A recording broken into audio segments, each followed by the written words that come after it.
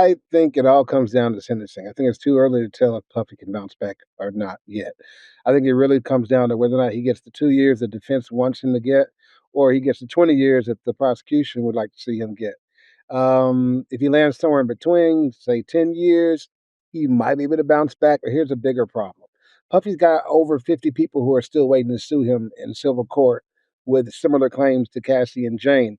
And now that they've got that verdict under their belt, it does give a little more weight to the claims that are out there, make those people seem a little more, give them a little more veracity, make it seem a little more credible. So, what I was thinking about was if he had the money, he could bounce back, right? Because you can buy character. Well, you can't buy character, but you can buy reputation. You don't believe me? Ask Donald Trump. He's president. Huh. So, as I was saying, if he had his money, he could bounce back. The problem is he may not get his money. Everything that he used, every vehicle, every residence that he used with Cassie and Jane, the feds can seize now as a result of him having used it for prostitution. So that stuff's gone. If and then as the lawsuits and things like that, if Puffy's going to come back, he's lost his a lot of his power and his mystique as a king or a king maker. Okay.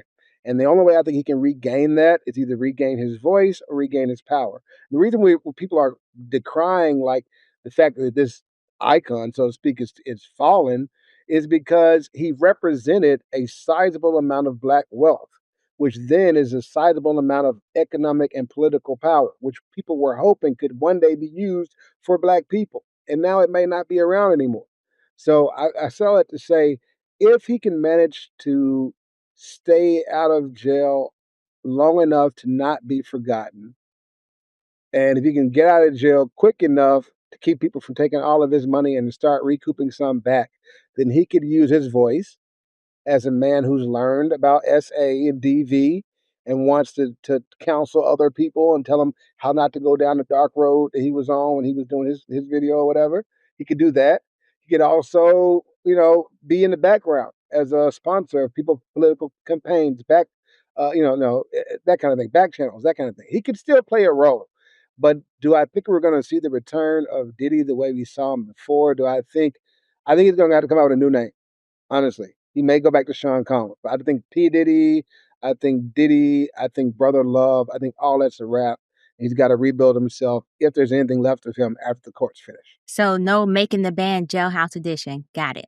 That's funny. I'm not doing that with you. You know what I love? What I love about this show is you guys look how I reframe this, right? You guys allow space for me to be creative, because sometimes you guys lack it a little bit.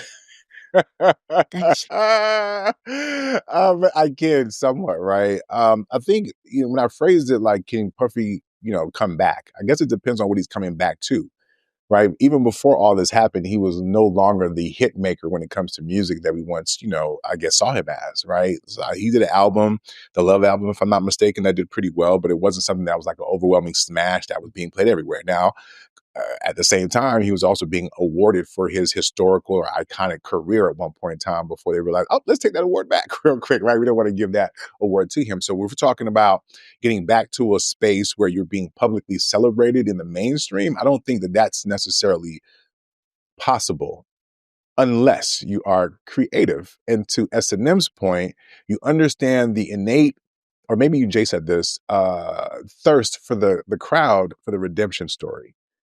Right. And this is where I think you guys fail a little bit of creativity because first, I think Puffy needs to repair himself as a person.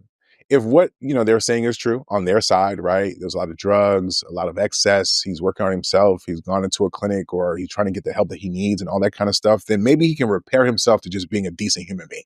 Maybe he can get back to that part, right? I think from the money side, y'all got Puff fucked up if y'all don't think that between his showmanship, which is really what carried a lot of his career because it wasn't talent like that for real, for real. He wasn't a rapper, right? His dance moves was kind of okay, but I think it was his charisma, his charm, and his ability to understand culture. That's really, I think, what made Puffy Puff. Even when you go back to the music early on in his career, when you think about how he took hits from the 80s, yeah, but do it sound so crazy? Puffy understood not only just black culture, but I think he understood pop culture. So I think with that and a clean redemption story, some charitable works, depending on what direction he wants to go in, I think people will accept him back. And the question for me, though, is from what lens? Because some people can accept a person can change and can grow and can learn from past mistakes. We don't necessarily know all the things that Puppy did. He does, right? But I think even before this, he was supposedly going through a change where he was giving people their contract rights back. Some people looked at that a certain type of way, like, oh, he's just preparing for the inevitable. But some people can say, hey, he recognized he did some people wrong and wanted to right his wrongs, right? So it wasn't like he may not have been on a path of trying to right some of the things that he had done wrong before. But aside all that, will people accept him for that, or because we do live in a culture that is celebrity obsessed, right? And so, I mean, I guess that's up to each individual. I would like to think I'm a person who can have a little bit of grace. I don't know this person, but if he's going to have to continue to live his life, and he got a family, he got people who love him, and if he's sincere about wanting to be a better person, then hey, I hope that for them, right? I think that's where we start. But y'all got Puffy fucked up if y'all don't think that he understands business. There's a lot of people who didn't say a lot of things throughout this entire time. There were many people who were fearful that he would have gotten off because they recognized that, yes, while he's down, he certainly is not out. And this verdict has kind of proven that a little bit, right? So those people who just stood by and were like, let me just see what happens. Guess what? Some of them quietly might have been supporting him. Some of them quietly might have been like, hey, I hope you don't tell my business, right? Because if he had business to tell, he did keep his mouth shut. Right. So I do think there is a path for him, both not only privately in business, but I think also publicly. And I think that's both a good thing because some people believe in grace and redemption, but I also think it's an indictment on our culture because we will take back anything as long as it looks good enough and it's aspirational enough. Right. Because I'll give you one example and I'll close with this, like Chris Brown. Chris Brown did a terrible thing. There are many women today who feel like, oh my God, what he did is crazy. It's an indictment. Those same women forgave Chris Brown at some point in time, right? Like at least forgave him enough to enjoy his music and let him live. Some of them may even argue that he should be celebrated because he's spent enough times not being celebrated because what happened? Even Rihanna, So I just feel like we just got to be honest. But I do think it's an interesting reflection on us as a culture.